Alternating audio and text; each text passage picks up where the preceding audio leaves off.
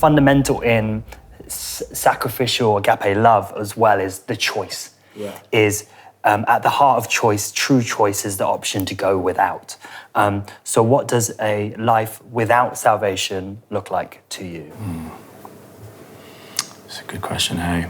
I mean, I think what you said about separation, that inability to have a relationship with something that created you and actually knows you by name and has a plan and purpose for you. I think that for me is hell, and is the separation, is the not having salvation, obviously, and not having that kind of that inheritance that you get when you become a child of God. I think that's I just you just have to look in any street in London, walking past people, and you kind of wonder, like, where are they spiritually, and what are their challenges, and just imagining how people kind of face struggles and challenges that we all have, but without God with you. Like, as Christians, we can pray and we can commune with God, and we've got community. And there's so many people that don't have that, don't have that relationship with God, where God can act and move and move things to help you in whatever life circumstances you're facing. Or don't know. It's like you're walking around with the biggest secret in the world. Yeah. It's like you are truly made in the image and you are loved. Yeah. And you don't you may not have an awareness of, like you said, that welcome of home. You're walking around home, but you're blind to how we see, paraphrase C.S. Lewis, how we see the sun is how we see everything. Yeah. And it's just like this awareness to actually you are carrying this temple. Yeah. Like you have this invitation to carry and acknowledge this temple. So true. Yeah. No, it's so true. And God loves everyone equally. Like, I just feel like sometimes we can just go, oh, God loves the nice and the kind and these kind of people or whatever. But God loves humanity, loves everybody.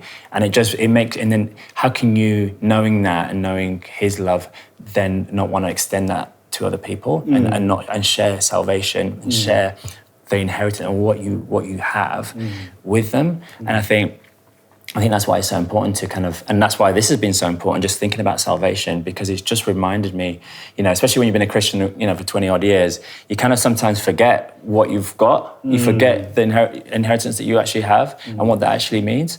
But that supercharges your ability to, go out and be motivated to reach other people and tell people about God.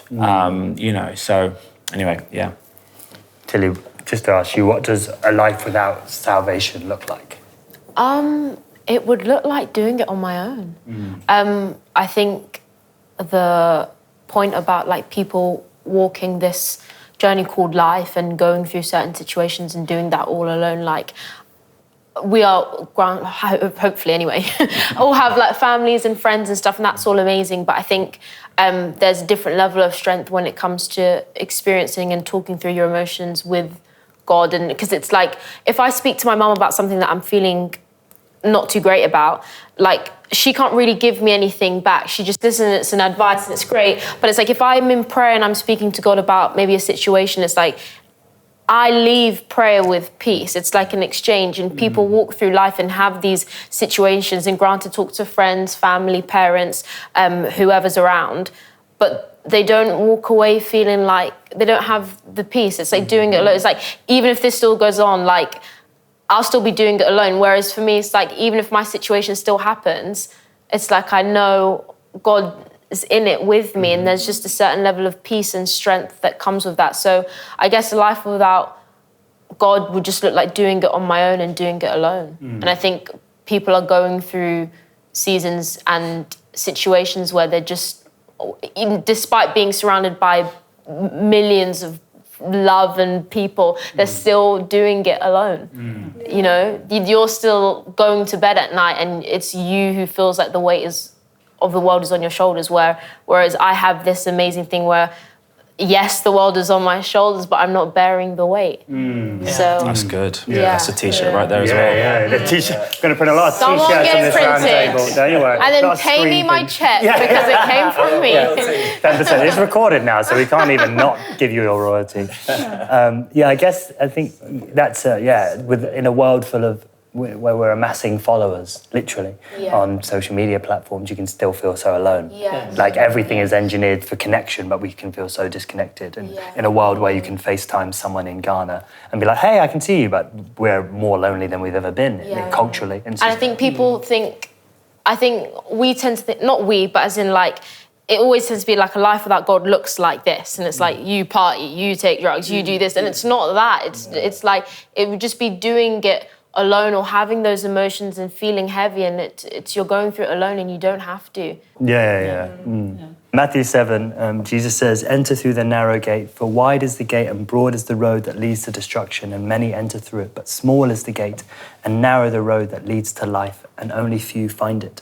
And I feel like we mentioned it earlier, in a world where it's kind of so individualistic, where it's so like, you can have everything, do everything, everything will satisfy you. We're throwing pieces of paper into the furnace of our hearts, and it's just not enough. It's like, need more and more paper and more paper and more paper.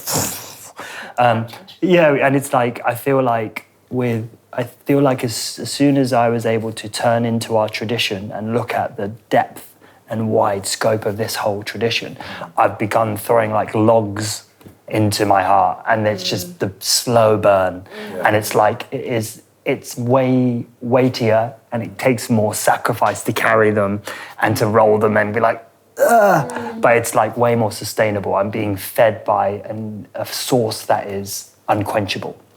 I feel like salvation would be continually throwing paper. Without salvation, I'd be throwing paper into the furnace continually, whereas like music career or relationships or like self-worth, all those kind of things, I feel like salvation is this kind of like, I am plugged into source, you will have everything that you need, and continually reminding yourself of that will continue. That is the narrow, it's not shiny, it's just the narrow gate that some people come through and some people have access to if they're aware to look through the small tunnel.